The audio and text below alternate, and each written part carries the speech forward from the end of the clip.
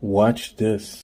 And the idea that you could turn the clock back and try to recreate a world that never was, dominated by, let's say it, white men of a certain persuasion, a certain religion, a certain point of view, a certain ideology. Let's just say it.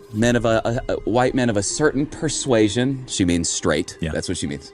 Of a certain ideology. She means conservative, or in general conservative. And then she says, of a certain religion. It is very obvious. Wow. She's saying Christian. So before we go on, before you hear what she says next, she's specifically saying the idea that you could listen to what she said, turn back the clock to something that never was, when a nation was founded by straight, conservative Christian men. Well, wait just a second.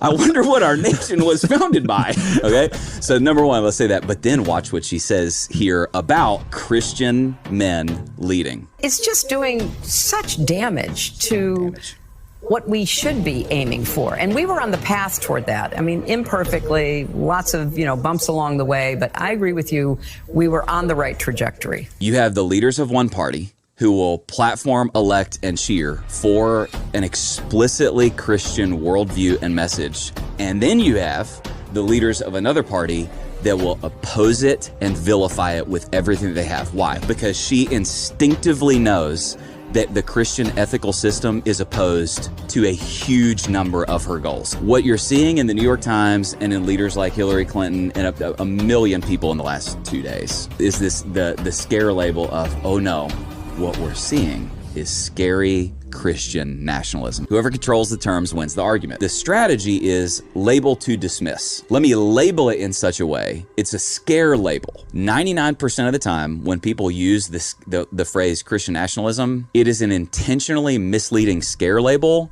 that implies the following. I can advocate for my godless values in the public square, but you Christians can't advocate for your godly values in the public square. So if I advocate for my values, well, man, this is a secular democracy. We believe in religious liberty, and so I'm allowed to advocate for my beliefs because they're, But if you advocate for your beliefs in the public square, it's scary Christian nationalism, it's anathema, it's to be opposed. So let's break it down real quick. Let's talk Christian nationalism really quick. First of all, what I want to say, if somebody accuses me of being a Christian nationalist, 99% of the time, my response is going to be, yep, I'm a Christian and I love my nation. Yep. It's time for us to watch and pray. Let's stop being lukewarm. Stand for righteousness.